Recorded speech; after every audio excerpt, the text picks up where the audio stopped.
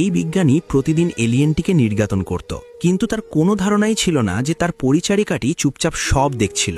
লোকটি যখনই বাইরে যেত, এমা চুপি চুপি ল্যাবে ঢুকে এলিয়েনটিকে খাবার দিত। পৃথিবীতে একমাত্র এমাকেই এলিয়েনটি বিশ্বাস করত।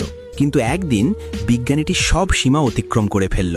এলিয়েনটির শরীর ক্ষতবিক্ষত ছিল এবং তার উপর তাকে এমনকি সেটিকে মেরে ফেলার আদেশও দেওয়া হয়েছিল। কথা শুনে এমা আতঙ্কিত হয়ে পড়ল এবং যে কোনো মূল্যে সেটিকে সেখান থেকে বের করে আনার জন্য দৃঢ় প্রতিজ্ঞ হল। পরের দিন এমা ল্যাবে এসে যথারীতি পরিষ্কার করার ভান করল, কিন্তু এলিয়েনটিকে সামরিক ঘাঁটি থেকে বের করে আনা সহজ ছিল না। প্রথমে সে সব ক্যামেরার ভলিউম বাড়িয়ে দিল। সুযোগ পাওয়া মাত্রই সে শেকল খুলে ফেলল, এলিয়েনটিকে তার নোংরা কাপড়ের নিচে লুকিয়ে ফেলল এবং পালিয়ে গেল। সেখানে 2 বছর কাজ করার কারণে কেউ তাকে প্রশ্ন করেনি, কিন্তু বেঁচে থাকার জন্য এলিয়েনটির জল প্রয়োজন ছিল। তাই এমার পর সে চুপচাপ সেলেইতেই থেকে গেল।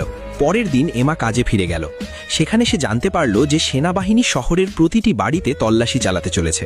এরই মধ্যে এলিয়েনটির বিপজ্জনক রূপ প্রকাশ পেতে শুরু করল। এমার অনুপস্থিতিতে ওটা তার পোষা বিড়ালটাকে খেয়ে ফেলে এবং তার স্বামীকে ধাক্কা দিয়ে সরিয়ে দিয়ে পালিয়ে যায়। ওটার নখগুলো এতটাই ধারালো ছিল যে সামান্য আঘাতেই গুরুতর জখম হতে পারত। এমা ফিরে এসে দ্রুত পরিস্থিতিটা বুঝতে পারল এবং ওটাকে খুঁজতে বেরোল, কারণ সে জানত যে ওটা বাইরে থাকলে সবার জন্য হুমকি হয়ে দাঁড়াবে। অবশেষে সে ওটাকে একটা থিয়েটারে আতঙ্কিত অবস্থায় খুঁজে পেল। কাঁপতে থাকা ভিনগ্রহী প্রাণীটা তার ভুল